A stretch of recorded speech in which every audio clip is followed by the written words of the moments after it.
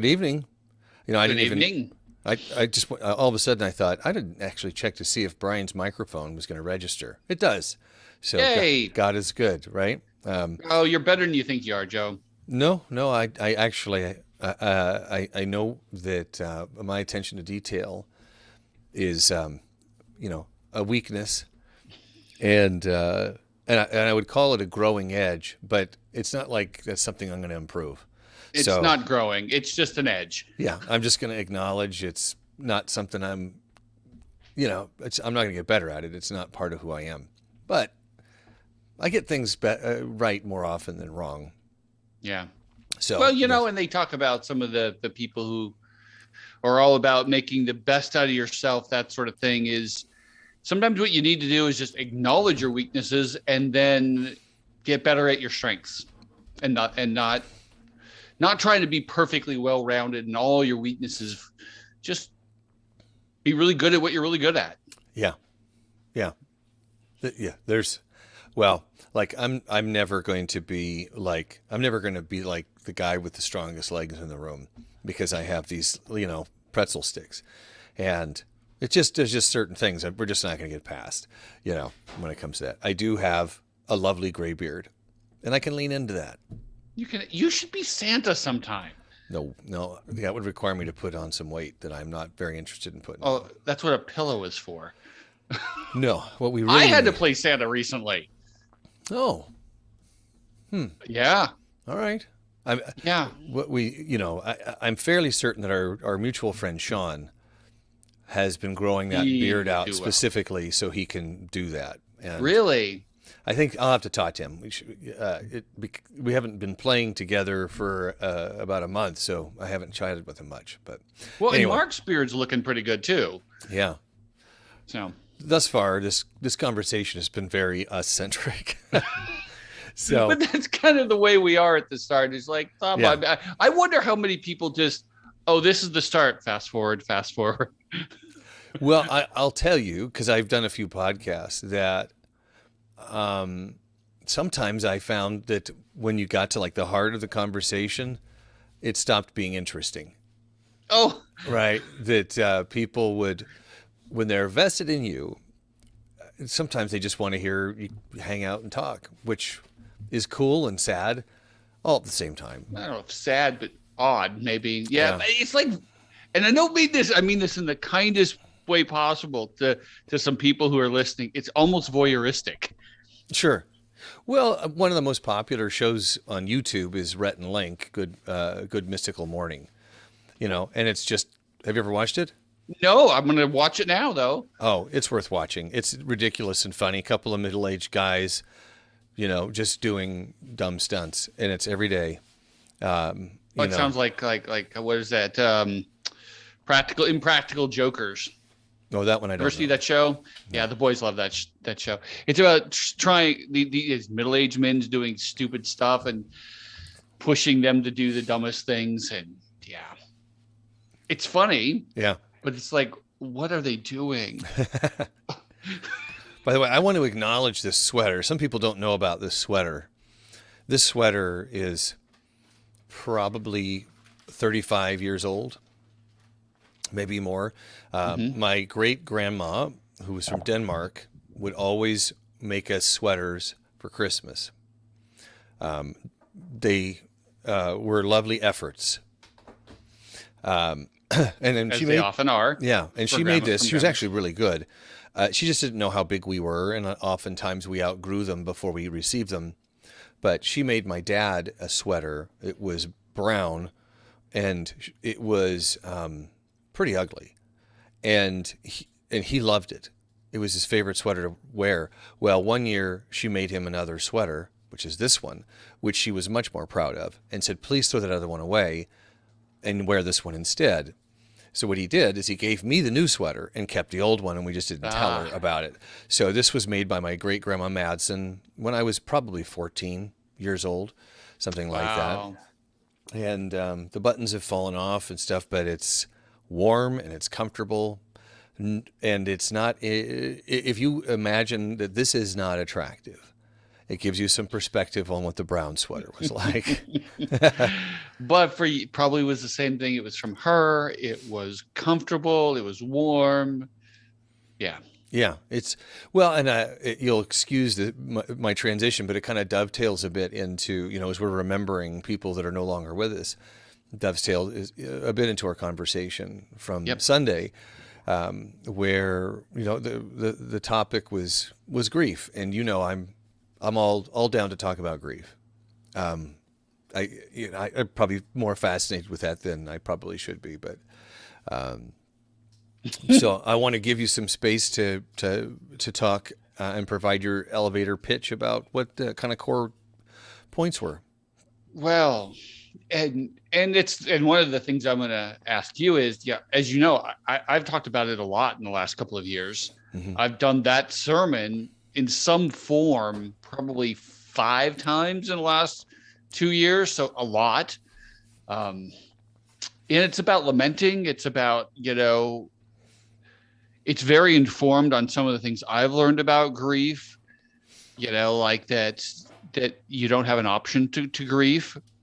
If you love someone and you've lost them, you will grieve. The issue is how you're going to do it.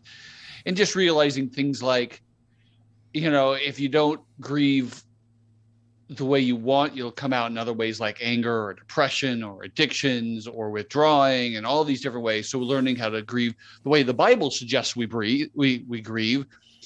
In part, one of the ways is to lament, which is to express pain and grief. And it's something I feel like I need to be reminded of a lot. And I know we have a lot of people who are grieving, and the simple summary of it is just turn and express your pain to God, which means you got to know what you're feeling. And sometimes you don't realize that you are grieving. Maybe you don't you're angry and you don't realize that that's why that there's actually grief and you're not just annoyed. But it requires a degree of mindfulness of what's happening in your own life and heart. And then just living this in front of God, how you're really feeling.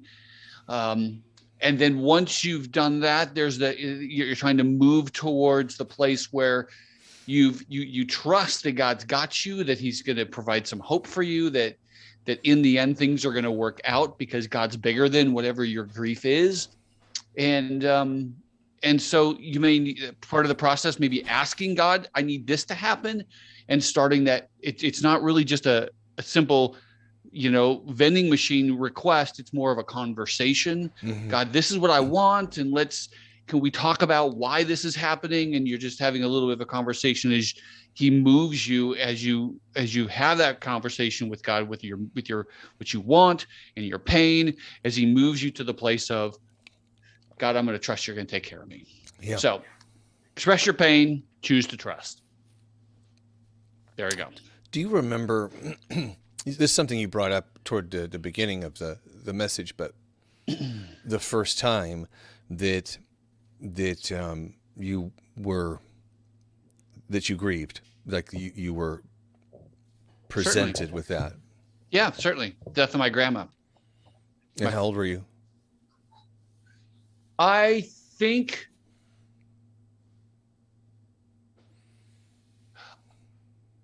I was late high school. Okay. I think I was pretty sure. No. Yeah, it was late high school. Late high school. The death of my grandma. I remember the funeral, and I remember speaking at it, which was terrifying, but I had to do it. Yeah, I mean, because I don't even think I had experienced the death of a dog up to that point. And we didn't have goldfish, so I didn't have to deal with right a little thing like that. But yeah, it was death of my grandma. How about you? Yeah, I remember it really very tangibly. Very tangibly is probably the wrong word. It was before I turned 11. I was 10. Mm-hmm. And my mom knocked on my door, woke me up, and said, "Your grandfather Brookhouse is dying." He hadn't died yet. My dad was in the car driving to the Dalles. Yeah. And he died before my dad got there, and hadn't really I hadn't experienced an animal dying or anything like that. I mean, I had, but I didn't remember it because it happened when I was too young. Yeah. And it was just, it was a good time to be introduced to that because I loved my grandpa. I didn't see him every day, but he was such a character that he had a real strong presence.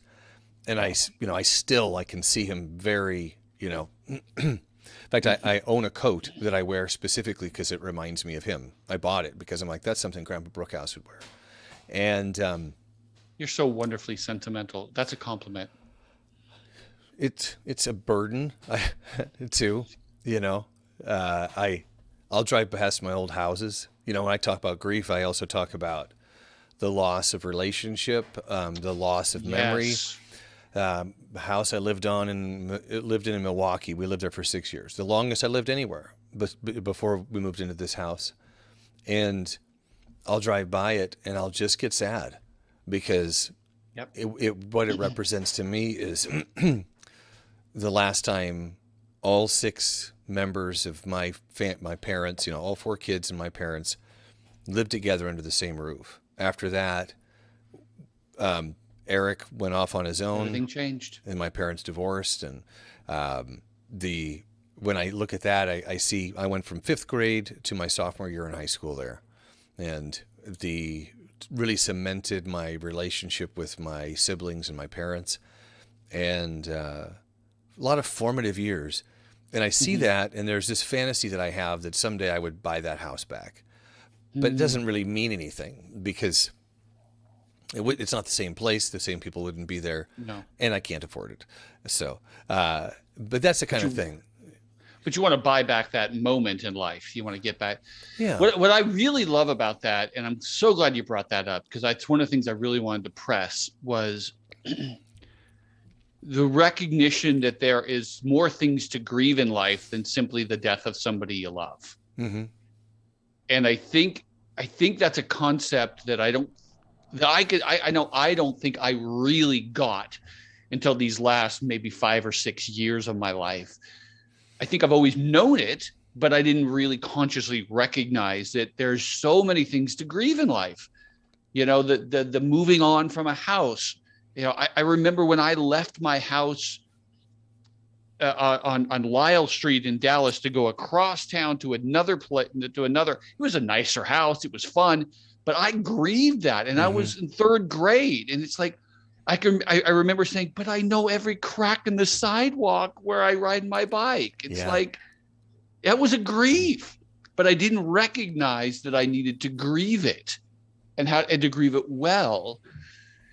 And I wish people would realize that, because there's so much to grieve. Yeah.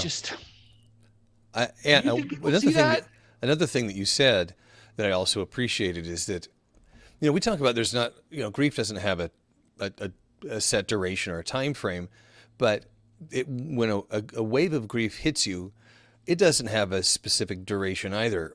No. So there'll be times I'll be sitting at the kitchen table, and all of a sudden, boom, I'm hit. In fact, it happened to me this morning.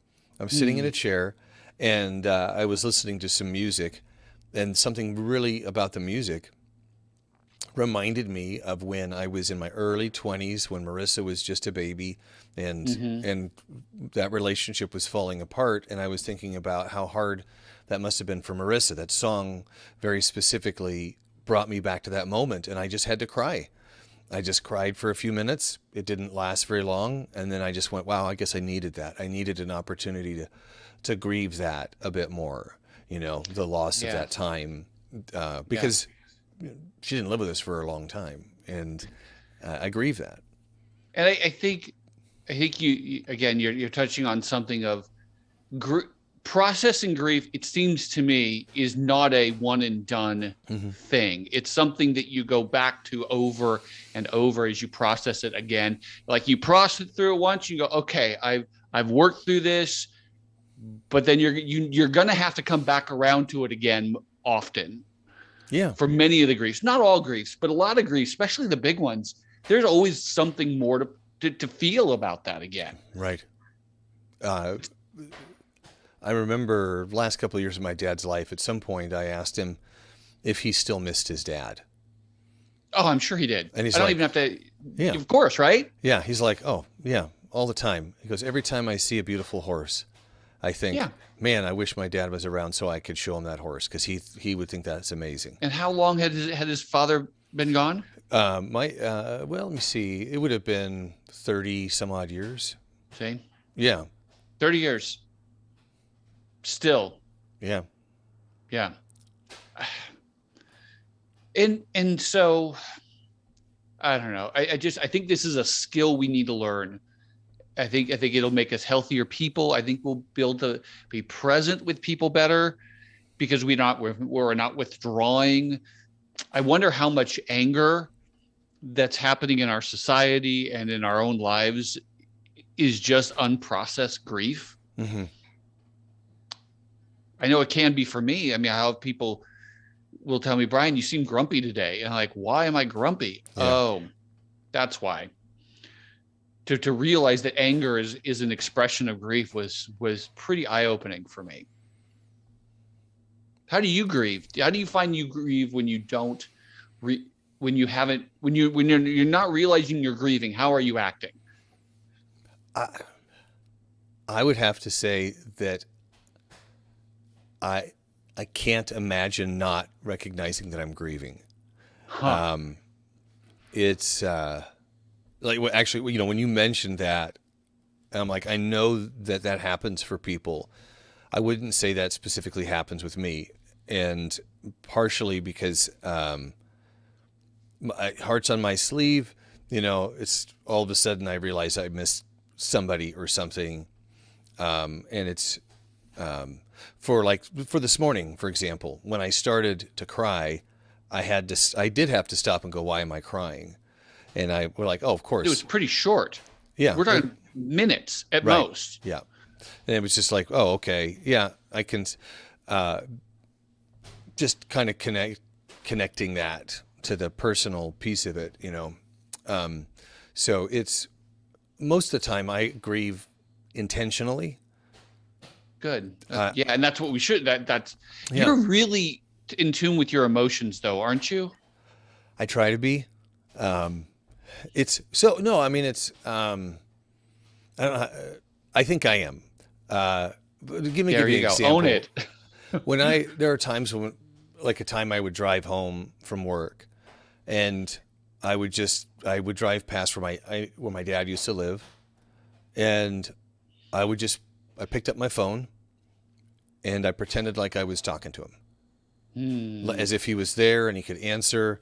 I knew what I was doing. I was pulling myself into grief, but I knew that I needed to grieve, and I just wanted to give myself the space to get there.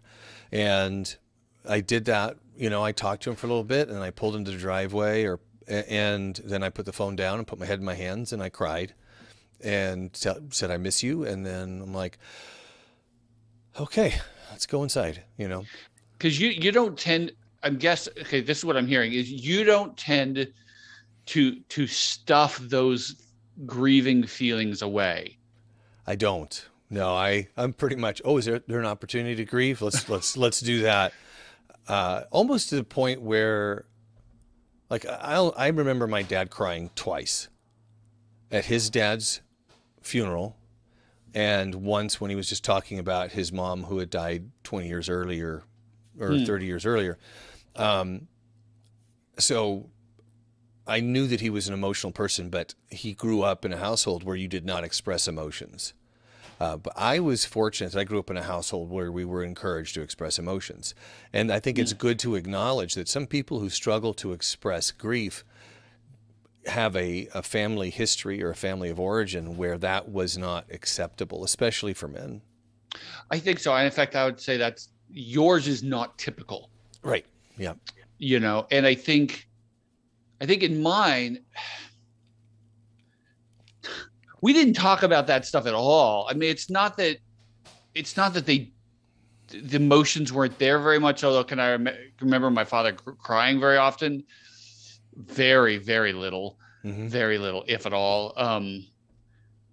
But for me, it's been, I've just not been aware of what I'm feeling, which may seem really weird to you, but I feel like no. I might be more normal.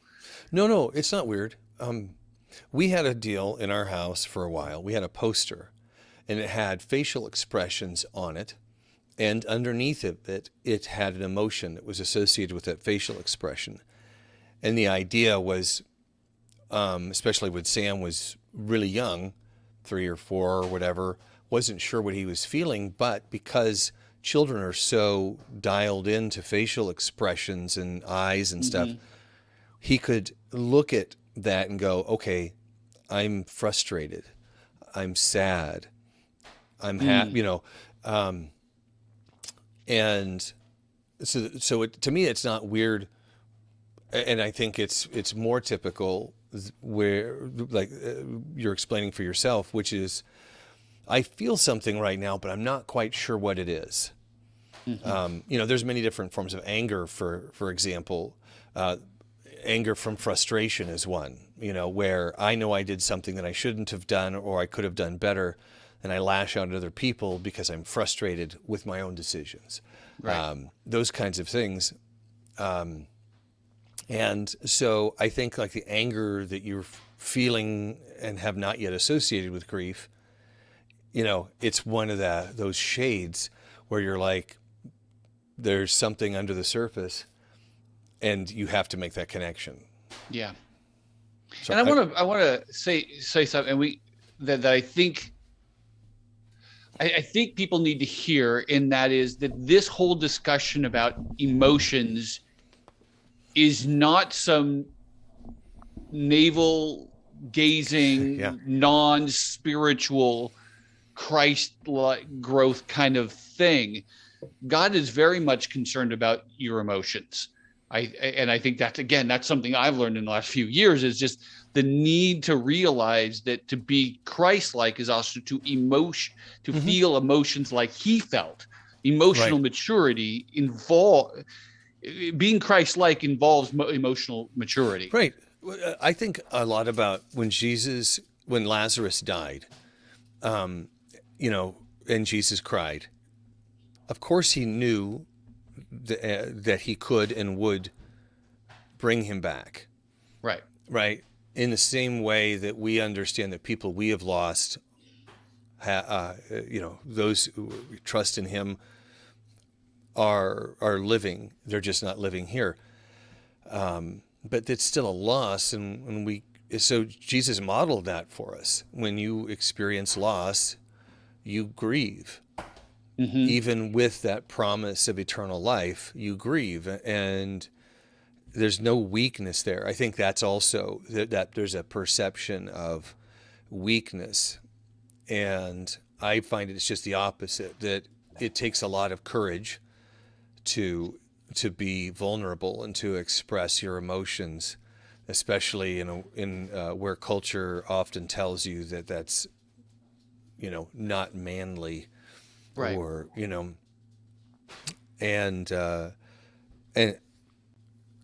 I think when you consider that men don't live longer than women, I think a lot of that has to do with unexpressed grief and emotion, sorrow. That does wear you down.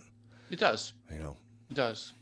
And if someone's listening who doesn't feel comfortable expressing their emotions, that's why I try to encourage them. Just go take a drive. Yeah. Say, I got to go to the store and get something, and then take the long route and express it that way. Whether it's because I get that, you don't want to be weak, and fine. I mean, if you don't, and that should probably be worked on too, but until you do, at least do it privately. Because I mean, even and I know for you, although you feel your emotions all the time, you're very careful about when and how you express them. You don't want to do you're careful not to get too emotional during worship, because you don't want to be manipulative. And I don't want to be a distraction. Yeah. And you don't want to be a distraction. So it's not that you are just this big ball of emotion that has no control over them. You choose when, you pick and choose when you do it.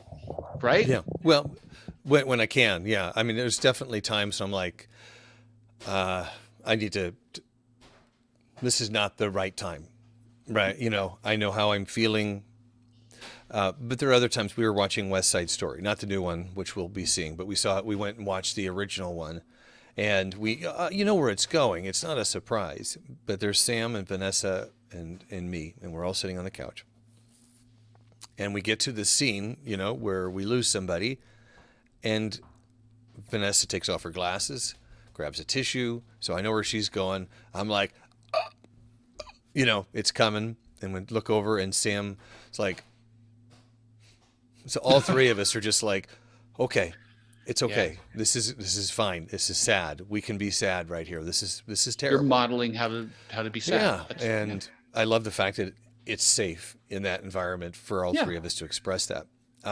One thing I miss, it's not something you really see very much, especially in Western culture, is tearing the robes. You know, the physical demonstration of that extraordinary, gut-wrenching grief. And I saw that on, it was on news or something like that, where somebody was getting terrible news and they tore their clothing, and I just went, oh, yeah, 100%. Yeah, yeah. You know? Our culture does not do it well. And something like not that we need to idolize necessarily the culture, but something like the Hebrew culture does it really well.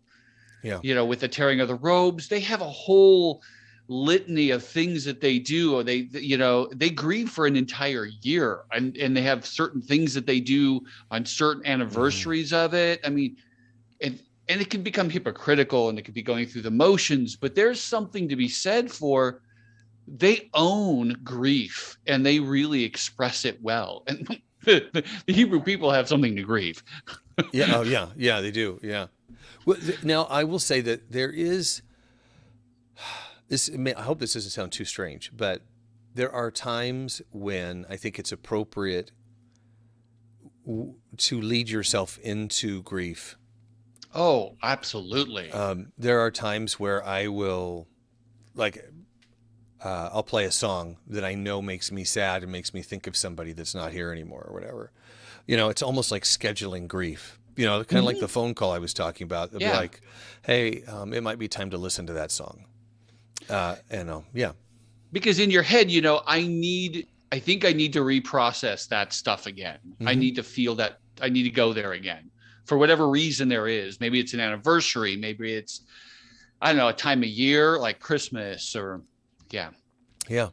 Sometimes it's just, I'll hear a snippet of a song and I'll go, oh, yeah, okay, let's find that song again. You know, because to me, and I think everybody's a little different, but for me, music provides milestones of points in my life.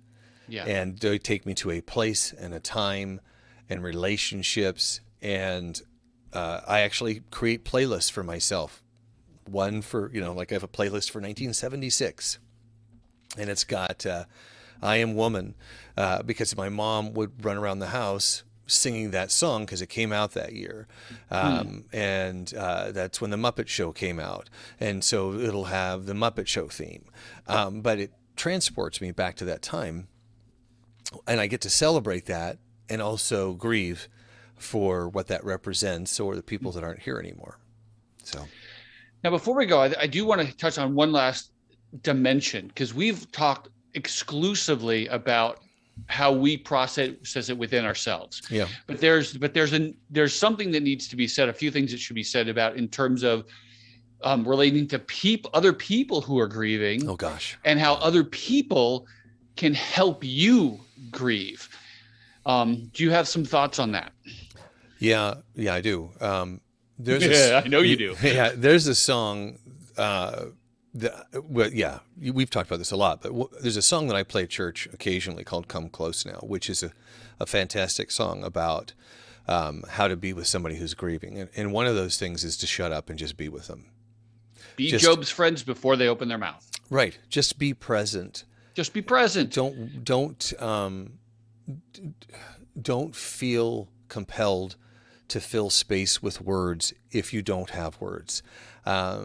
And if you do want to say something, and what I have found is helpful, and you and I do this both, is to ask the person about their loved one who's no longer there. And Yeah. and don't be afraid of that, because in my example, I wanted people to ask me about my dad so that I could talk about my dad. It didn't make me upset, and I wasn't looking for people whose intentions were great, but to say he's in a better place, and heaven's got another angel, or whatever kind of trite stuff that is. And it's not, the intention is good. But to say They're trying to comfort you. They're trying to comfort me. And so I just encourage you to, a good hug is wonderful. If they want it. Yeah. If yes. Well, when you can ask, would you like a hug? With Tom, for example, when he lost his mom, it was, can I give you a hug? I mean, yeah. And I didn't, and I'm sorry, and just be present with that person. Don't try to fill it with words. And I think that's a really helpful thing to say, because people want to know what to say, and the only thing that they have ever been taught to say is, "I'm so sorry for your loss," which is okay, I guess, but it's not that helpful, And certainly as a Christian, I mean, you don't know for sure. Sometimes they're not in a better place, right? Yeah. So don't assume that, or ask, were they a believer? That's not helpful. Instead, ask, tell me about them. I think, because then you can have the information to maybe give that info. But certainly that's really helpful to just simply say, wow, can you tell me about them? Right. Mark Lyons, when his dad passed, he had these wonderful stories about his dad. It was at Stanford, right? He was a dean at Stanford, and some of the crazy stuff that he was involved in down there. I know, it's great stories. Wonderful stories, and you can see a person's eyes light up a bit. Something that I really felt, and we're past time, but one of the things I really missed about my dad is that he didn't want a service, and so we didn't have one. And I found myself jealous of, which sounds silly, but jealous of people who had services for their loved ones, because people expressed their admiration and affection. You would have liked to have gotten that, because you want to know that somebody who is valuable, important to you, was an important person beyond the scope of just that simple relationship. To hear people share something you didn't know, a positive thing. You can learn so much about a person at a memorial.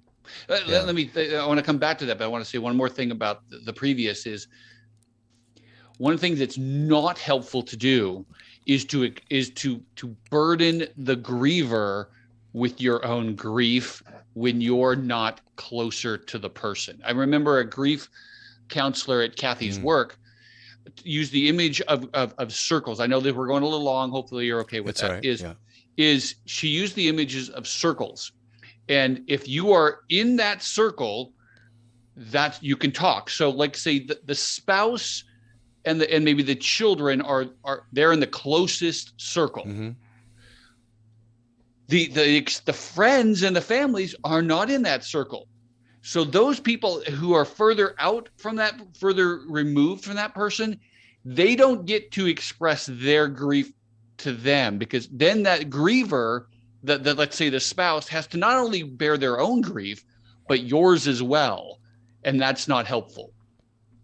Does that am I making sense? What they're saying? Yeah. It's nuanced. There's a part 2 to that about expressing it with other people. Yes, but go ahead. Right. And also, let's say you are a person outside that circle and you do miss that person. You legitimately miss them. A better way to express that would be to say, to share one of your stories about that person with the person inside the circle, Sure. but not in a grieving way, but to say, you know what I loved about your mom, or I loved about this person. Yes. I remember this one time we did this and it was really special. Like that, Yeah. because you're sharing something that is a gift to the person who's grieving. It's also an expression of your own grief, but not a burdensome one. Right. Because it's sometimes what I've found, especially in funerals, is that people who are not closer to the deceased make that moment about themselves. It's like, wait a minute here. Yeah. We do need to share our grief, which was the second piece of this. We do need to do that together. And that's what I love about memorials is you can commute, you can do this together. It's not, we are social animals. We are socially created. We're meant to live together. And so sharing grief with each other is huge, but we have to be careful about how we do that. And so, as you said, sharing a story is really helpful. Yeah. It's obviously we could talk about this for days, years, probably. I know, but I wanted to put a little couple of pieces. No, I appreciate it. I do. Like I said, there's no lack of interest or enthusiasm. Enthusiasm is a strange word to use when you're talking about this, but I get a lot of comments about sermons when I do grief. Yeah, I still do. I did Sunday. Yeah, it's one of those things where we need to be reminded, because when you first hear the message, let's say, you may not have a need for it. You may not understand in the same way that you probably didn't understand the depth of grief that you would experience when you lose a parent until it had happened to you. And, my dad was dying for 12 years. It was always on the horizon. And so I thought personally that I was prepared to some extent. But And then when it really hit, it was somebody punched me in the stomach and I couldn't breathe for 2 years, and so it's every time you talk about grief, someone has been, not indoctrinated. Somebody new was in the club, because when my dad died, it was a period of time where a lot of people in our church lost their dads. Yeah. Justin and you, my friend Mark Pierce, is it Stephanie? Wait, I'm trying to remember. Jesse's friend. Oh, yes. Bob. Yeah. Sam Cisney. Yeah. Lost your dad. Yeah, that's right. Samantha. There we go. But too many in that period of time. It was a season of that. And it was like, wow, we're all joining this club. Nobody wants to be in it, but that's when you're like, please tell me all you can about how to grieve, because I don't have those, I haven't developed those muscles yet, Yeah. Well, is there just checking, seeing if there was any comments, and then we need to get going. Mm-hmm. Nope. No comments. All right. Maybe there will be as we go along. We didn't need to change the title of this. It's not about Good Shepherd. Oh. Okay. Well, so next week, it will not be the normal podcast. It will be the sing-along. Not sure where that's going to take place, someplace inside or maybe outside the house, depending on weather. But so look forward to that. Last year we asked people to provide, to give us some thoughts on songs they'd like to hear. I'm not asking for that this year because there were a couple songs I'm like, I don't know this, and it's not going to go well. The couple we tried and they were terrible. So this year we'll keep it constrained to some things that we know and we're comfortable doing. There you go. So, hey, have a good night. You too. Take care. We'll see everybody on Sunday. All right.